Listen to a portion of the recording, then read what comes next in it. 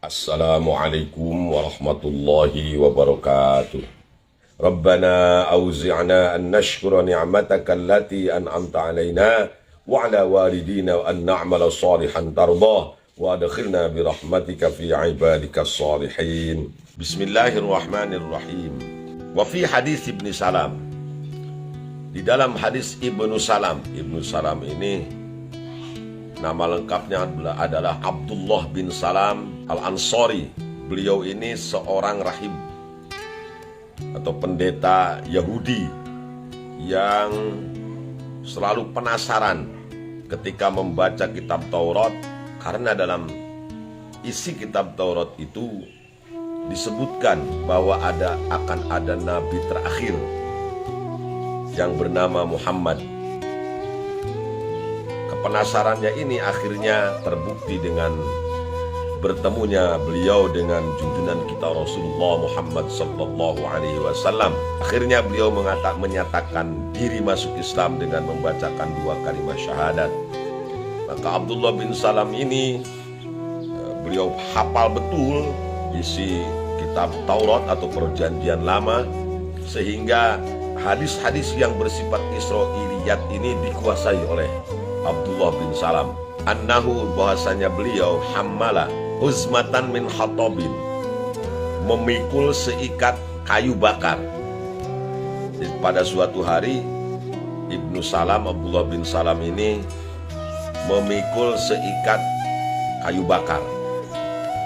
Faqila lahu, lalu dikatakan kepada beliau, ya Aba Yusuf, kunyah dari Abdullah bin Salam adalah Abu Yusuf, berarti beliau punya putra yang bernama Yusuf.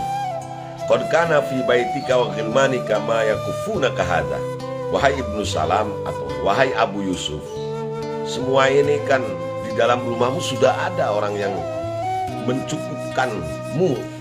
Artinya sudah tidak usah engkau yang memikul kayu bakar, kan ada putra-putramu, ada pembantu-pembantumu. Mengapa engkau sampai sendiri memikul ikatan dari kayu bakar itu? Faqala, beliau berkata, aradtu an ujarriba nafsi ala tanakkuri. Kata Abdullah bin Salam, saya ingin menguji nafsu saya terhadap keingkarannya. Jadi ketawadhuan seseorang itu bisa dibuktikan dengan apa yang dia lakukannya sendiri. Ada orang yang karena mentang-mentang jadi kiai, kepada muridnya, kepada santrinya main tunjuk aja. Tolong sapuin, tolong ngepelin, tolong cuciin mobil, tolong cuciin motor. Nah, tetapi ada juga karena ketawadhuannya dilakukannya sendiri. Begitu. Waqala Al-Hasan, dan berkata Imam Hasan, al-mu'minu qiwamun ala nafsi atau qawamun ala nafsi.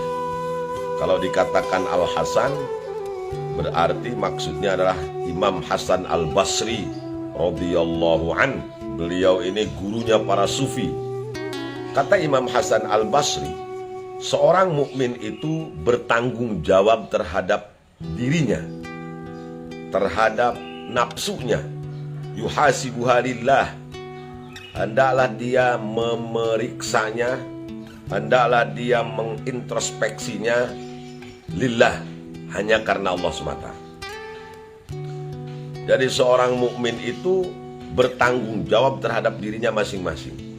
Oleh karenanya maka hendaklah dia selalu menghitung apa yang telah dilakukan olehnya untuk kehidupan di masa yang akan datang, terutama nanti di akhirat kelak. Lillah, hanya karena Allah, bukan karena siapa-siapa. Dan kata Imam Hasan Al-Basri, wa innama khaffal hisabu ala qaumin hasabu anfusahum. Wa innama khaffa, pastina hampang. Kalau orang Sunda bilang seperti itu. Naon al-hisabu, hisab ala qaumin, pada sebuah kaum. Hisab itu akan terasa ringan. Ala qaumin, kepada orang-orang, hasabu, yang menghitung orang-orang itu anfusahum, kepada diri mereka sendiri, fid dunya, ketika masih hidup di dunia. hisab nanti di yaumil qiyamah akan terasa ringan bagi orang yang senantiasa menghisab diri mereka sendiri ketika masih hidup di dunia ini. Oleh karena itu maka kalau kita menginginkan hisab itu fasaufa yuhasabu hisaban yasira, dalam Al-Quran dikatakan faman utiya kitabahu biyaminihi fasaufa yuhasabu hisaban yasira. Jadi nanti setelah kita dikumpulkan di padang mahsyar, kemudian ada syafaatul uzma dari Rasulullah sallallahu alaihi wasallam, sehingga terpisah mana umatnya Kangjeng Nabi dan mana yang bukan umatnya Kangjeng Nabi. Setelah itu maka kita nanti akan diperiksa satu persatu amal atau perbuatan kita ketika kita hidup di dunia. Dan kalau amalnya itu amalnya banyak yang baiknya, maka dia akan mendapatkan buku catatan amalnya itu dari tangan kanan, dengan tangan kanan. Dan nanti fasaufa yuhasabu hisaban yasira, maka dia itu akan mendapatkan hisab, penghitungan dari amalnya itu dengan hisaban yasira, hisab yang sangat mudah. Kata Imam Hasan Al-Basri, kalau kita menginginkan hisab nanti di akhirat ringan, mudah, tidak sulit, maka hendaklah mereka atau kita semua memeriksa diri kita sendiri ketika kita ada di dunia. Selalu introspeksi, senantiasa mawas diri. Tetapi sebaliknya, wa inna masyaqqal hisabu yaumal qiyamati ala qaumin akhadhu hadzal amra min ghairi muhasabah. Kata Imam Hasan Al-Basri bahwa sungguh hisab itu akan terasa sulit yaumal qiyamati, pada hari kiamat, ala qaumin, kepada orang-orang akhadhu yang melakukan hadzal amra, semua perbuatannya di dunia ini, min ghairi muhasabah, tanpa ada perhitungan terlebih dahulu apakah banyak madarat atau mafsadatnya, tanpa pernah berpikir terhadap sesuatu akibat dari yang dilakukannya.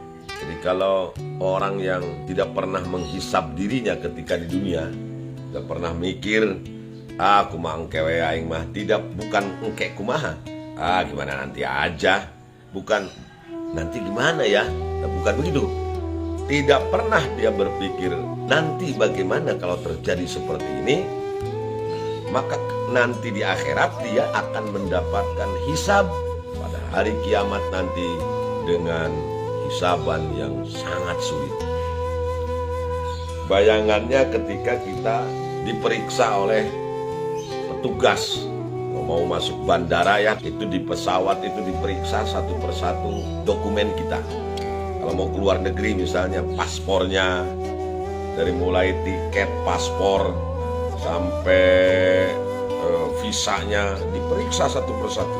Kalau orang yang tidak merasa berdosa, tidak merasa bersalah, maka pemeriksaan itu akan terasa mudah. Dari satu pintu atau pos pemeriksaan ke pos pemeriksaan lain akan terasa mudah. Kenapa? Karena semua dokumen sudah kita siapkan. Gitu. Tetapi kalau ada dokumen yang bermasalah, tentu itu akan menjadikan pemeriksaan kita jadi sulit. Contohnya ada operasi lah, lagi jalan ada operasi, kalau ya kita pakai helm, misalnya bawa sepeda motor, helm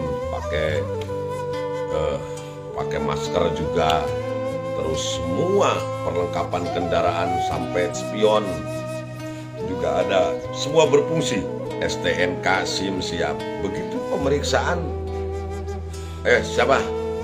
Bapak, begitu dibuka, wah pakai helm lengkap, STNK-nya, terus SIM-nya sudah ada, udah jalan Pak, kan gampang. Nah, demikian juga pemeriksaan di akhirat kelak, jauh lebih menegangkan, lebih mendebarkan bagi setiap hamba Allah, khususnya manusia, ketika memasuki satu pintu dari satu pintu ke pintu yang lain dari pemeriksaan. Nanti kita akan dipanggil oleh Allah dengan nama kita dan nama Bapak kita. Oleh karenanya bikin nama anak itu harus bagus, karena memang nanti di akhirat kita di absen satu persatu oleh panitia akhirat dengan nama kita dan bapak kita. Misalnya saya Ahmad Ruhiyat Hasbi bin Hasan Bisri, hadir Pak, panggil, periksa satu persatu amalnya. Bagus banget ini Kang Uyan, masuk surga Kang Uyan, umpamanya seperti itu. Jadi menurut Imam Hasan Al-Basri, seorang mukmin itu bertanggung jawab terhadap dirinya sendiri, maka hendaklah dia memeriksakan dirinya sendiri sebelum diperiksa oleh Allah. Dengan cara apa? Jika kita ingin diringankan nanti hisab di hari kiamat, maka hendaklah di dunia ini kita introspeksi sendiri, baik qoblal amal maupun ba'dal amal. Jadi qoblal amal sebelum kita lakukan, misalnya hari ini rencana kerja kita apa? Apa yang akan kita lakukan hari ini, tempat mana yang kita tuju, siapa yang akan kita tuju, siapa yang akan kita ajak ngobrol, diperiksa dulu. Nah, itu namanya qobla. Sebelum terjadi qobliyahnya itu. Setelah itu dipikir, saya ketemu dengan Haji Dadang nanti pasti ngobrolin orang. Kalau saya ketemu dengan Ustadz Dedi, berarti saya bisa tukar pikiran ini tentang keilmuan. Nah, itu dipikir terlebih dahulu. Nah, kalau perilaku kita seperti itu di dunia, maka nanti di akhirat juga akan meringankan hisab kita di hadapan Allah Subhanahu wa taala. Tsumma fassara, lalu Imam Hasan Basri memberikan penafsiran. Tsumma fassara, lalu menafsirkan Imam Hasan Basri, menjelaskan al-muhasabata kepada muhasabah. Faqala, lalu beliau berkata, innal mu'mina yabja'uhu syai'u yu'ajibuhu fayaqulu wallahi innaka la ta'ajibuni wa innaka liman hajati walakin hayhata hila baini wa bainak. Kata Imam Hasan Basri, innal mu'mina, sesungguhnya seorang mukmin, yabja'uhu, ini ada iza yang dibuang. Apabila seorang mukmin itu dikagetkan atau dihadapkan pada sesuatu yu'ajibuhu, yang dia kagumi, fayaqulu, lalu dia ngomong, wallahi, demi Allah, innaka la ta'ajibuni atau la tu'ajibuni wa innaka liman hajati walakin hayhata hila baini wa bainak. Demi Allah, engkau memang yang aku kagumi. Jadi kalau ada sesuatu yang wah, ada sesuatu yang kita kagumi datang, misalnya kita dapat rezeki lah, dapat rezeki gede nomplok, maka dia ngomong, engkau memang aku kagumi. Wa innaka liman hajati, engkau adalah sesuatu, man di sini bukan orang, sesuatu yang aku butuhkan. Walakin hayhata, menyingkirlah dariku, hila baini wa bainak, telah ada penghalang antara aku dengan kamu. Wa hadza hisabun qoblal amal, inilah hisab sebelum amal atau pekerjaan itu dilakukan. Bagaimana kalau misalnya kalau kita merencanakan sesuatu, itu kata Imam Hasan Al-Basri, seharusnya dihitung betul manfaat dan madaratnya tadi. Kalau memang ada sesuatu yang membuat dia kagum, wah ini kalau saya lakukan ini pasti akan saya mendapatkan ini. Apa yang dilakukannya itu, apa yang direncanakannya itu dihitung matang-matang. Tsumaqala, lalu beliau berkata, melanjutkan apa yang disampaikannya tentang muhasabah itu. Wa yufritu minhu syai'u fayarju ila nafsi. Kalau memang ya, sesuatu itu melebihi batas minhu, dari orang mukmin itu, fayarju ila nafsihi, maka dia akan kembali kepada dirinya. Fayaqulu madza aradta bihadza, wallah la a'dzilu bihadza, wallahi la a'udu lihadza abadan insyaallah.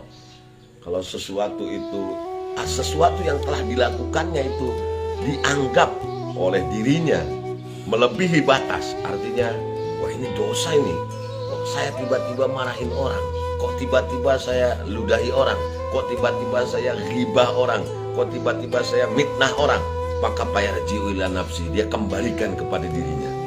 Fayaqulu, dan dia berkata, maza aradta bihadza, apa sih maksudnya ini? Wallahi, demi Allah, la a'dilu bihadza, tidak ada uzur bagiku untuk melakukan itu. Tidak ada keringanan menurut pandangan syara untuk melakukan ini. Kenapa kamu harus tinggalkan sholat? Kenapa kamu harus tidak zakat? Ngomong pada dirinya begitu. Kenapa harus kamu marahi orang? Kenapa harus kamu fitnah orang? Wallahi la a'udu lihadza, demi Allah aku tidak akan mengulanginya lagi. Aku menyesal telah melakukan semua ini. Ngomong sama dirinya dalam hatinya. Itulah muhasabah setelah perbuatan itu dilakukan.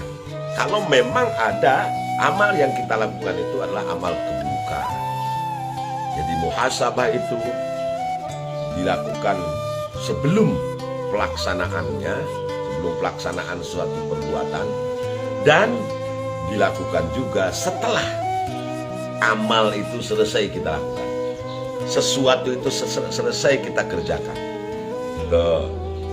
Apapun itu, baik amal dunia, amal akhirat, yang berbentuk ibadah, yang casingnya memang betul-betul ibadah, atau yang casingnya kayak casing kelihatan duniawi, harus senantiasa dipikir sebelumnya dan setelah amal itu dilakukan.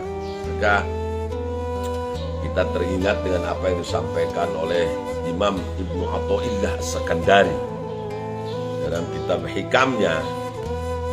Beliau menyampaikan seorang hamba al-arif billah, orang yang sudah ma'rifat kepada Allah, ketika dia lakukan kebaikan, sholat malam, tahajud hajat, duha, witir, dan lain sebagainya, terus puasa sunat maupun puasa tiap hari, terus-terusan puasa, umpamanya ini nolong orang, ya, berbuat baik kepada sesama, maka dia ngomong kepada dirinya sendiri, ya Allah, aku ucapkan terima kasih kepadamu yang telah menakdirkan aku untuk melakukan semua ini, yang telah menjadikan aku sebagai tempat perbuatanmu, ya Allah. Jadi dia merasa bahwa dia itu hanya sebagai objek saja. Yang melakukan semua itu adalah Allah.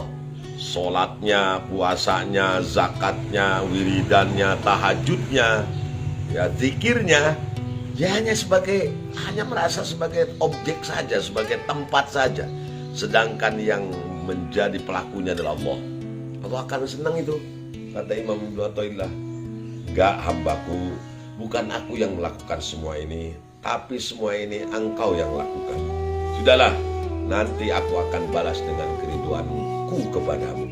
Tetapi kalau dia melakukan keburukan, al-arif billah ini orang yang sudah tahap ma'rifatnya tinggi, maka dia kembalikan, dia nisbatkan kepada dirinya, dia hubungkan kepada dirinya sendiri. Misalnya, ya apa saja ya, mengandung dosa, maka dia akan ngomong, ya Allah, bukan engkau yang melakukan itu, ya Allah, bukan kehendakmu aku melakukan semua ini, tapi semua ini adalah karena kebodohanku, karena lemahanku untuk menahan nafsu, ya Allah, maafkan aku, ya Allah, akulah yang melakukan semua itu. Maka Allah akan berfirman kepada orang itu, bukan hambaku, semua itu aku lakukan, semua yang kau lakukan itu adalah atas kehendakku. Maka karena kau merasa bahwa itu semua yang kau lakukan dari dosa itu, dosa-dosa yang kau lakukan, kau akui, ya, engkau yang melakukannya, aku mengampuni semua yang telah engkau lakukan dari dosa-dosamu itu. Begitu ya. Tetapi sebaliknya, kalau ada seseorang misalnya tahajud tiap malam, sebentar lagi sholat duha, puasa Senin Kemisnya rajin umpamanya, terus merasa bahwa dia yang punya, sampai dia ngomong sama Allah, ya Allah, saya tahajud tiap malam, sholat duha tiap pagi, saya puasa hampir setiap Senin dan Kamis, saya lakukan semua perintahmu, ya Allah, tapi kok aku begini saja? Katanya engkau Maha Rahman, Maha Rahim, tapi mana? Kok nggak ada ini? Aku minta rizki tiap malam, minta ditaikkan derajat tiap, kok begini saja? Maka Allah sangat murka kepada orang tersebut. Naudzubillah ya, Allah berfirman, kamu ini sholat, puasa, zakat, kok merasa punya kamu? Padahal aku yang melakukan itu, aku yang menghendaki itu. Kamu enak-enakan kamu ngaku-ngaku milikku itu. Tapi misalnya kalau melakukan dosa malah menyalahkan Allah. Ya Allah, kan aku dosa seperti ini ya karena engkau yang telah menghendakinya, engkau yang telah melakukan pekerjaan ini buat aku. Kalau seperti itu maka Allah akan lebih murka lagi. Nah, itu contoh kecilnya seperti itu. Maka sekali lagi kata Imam Ibnu Athaillah As-Sakandari, kalau kita melakukan kebaikan, nisbatkanlah kepada Allah. Ya Allah, alhamdulillah engkau telah menghendaki aku untuk bisa sholat yang rajin, puasa, zakat, semua kebaikanku ini ya Allah tiada lain hanyalah karena taufik dan hidayahmu. Terima kasih ya Allah. Allah senang banget itu, kebaikan kita dinisbatkan kepadanya. Tetapi kalau dosa yang kita lakukan, maka nisbatkanlah kepada diri kita. Ya Allah, maafkan aku ya Allah, aku yang melakukan ini ya Allah. Akuilah, sadarilah bahwa semua itu dilakukan oleh diri kita karena kebodohan kita, karena kelemahan kita. Maka Allah akan senang. Itulah penjelasan tentang muhasabah yang telah disampaikan oleh Imam Hasan Al-Basri seperti yang dikutip oleh Imam Ghazali dalam kitab ini. Semoga ada manfaatnya walaupun sedikit, khususnya bagi saya, umumnya bagi jemaah mana saja berada. Mudah-mudahan ngajinya ikhlas, mudah-mudahan niat kita lurus ya. Itu saja yang dapat saya sampaikan, kurang lebihnya mohon maaf. Yang benar datang dari Allah, yang salah datang dari kebodohan saya. Semoga Allah mengampuni dosa kita semua. Khidma sofa wa da'ma kadar wal afu minkum wallahul muwaffiq ila aqwamit thariq. Wassalamualaikum warahmatullahi wabarakatuh.